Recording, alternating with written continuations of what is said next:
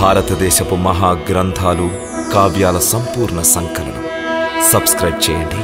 తిలక్. నీ మృత్యువును నీవే ఆహ్వానించుకోకు.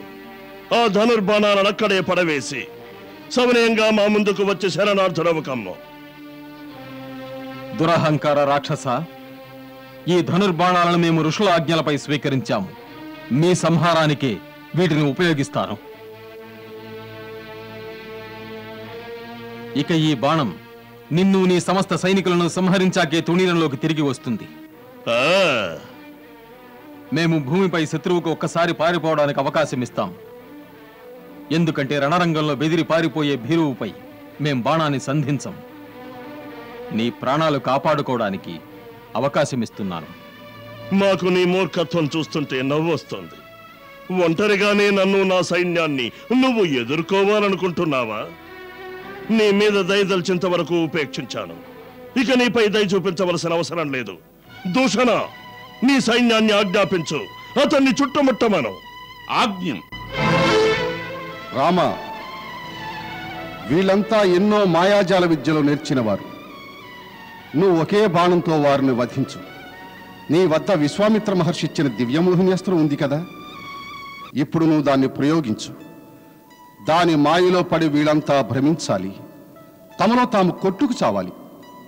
ఆజ్ఞ. అగస్త్య మౌని రాముని కోసం మోహిని అస్త్రం దానము చేసే, మోహిని అస్త్రం దానము చేసే. కరదూషణాదుల సైన్యము పైన రాముడు మోహిని అస్త్రము వేసే, రాముడు మోహిని అస్త్రము వేసే. ఏ దిక్కు చూసిన రాముని బాణం, ఏ దిక్కు చూసిన రాముని బాణం ఛేదించేనంట ఆ రక్కసుల ప్రాణం.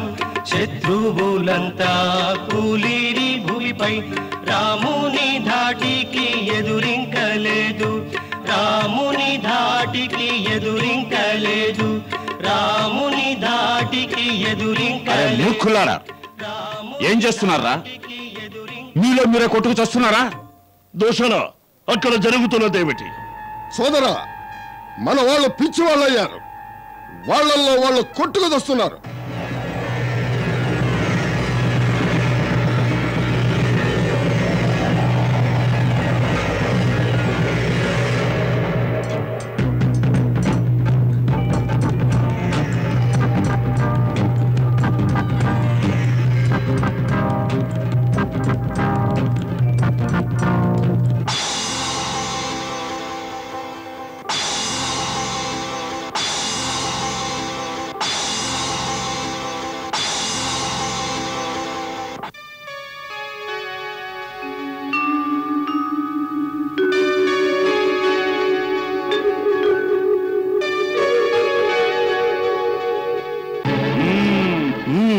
రాముడు ఒక మాయావి.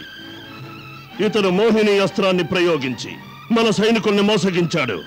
అయితే ముందుగా ఈ మాయను నేను మటు మాయం చేస్తాను.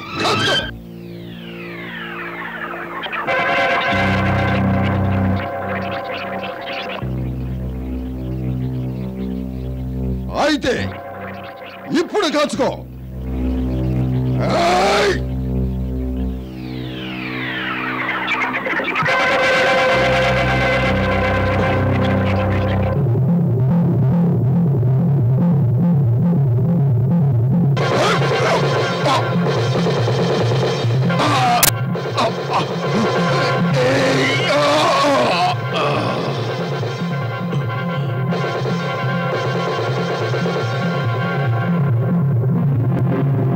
ధూర్తుడా, దూషణుణ్ణి చంపి నీ చావును ఆహ్వానించుకుంటున్నావు.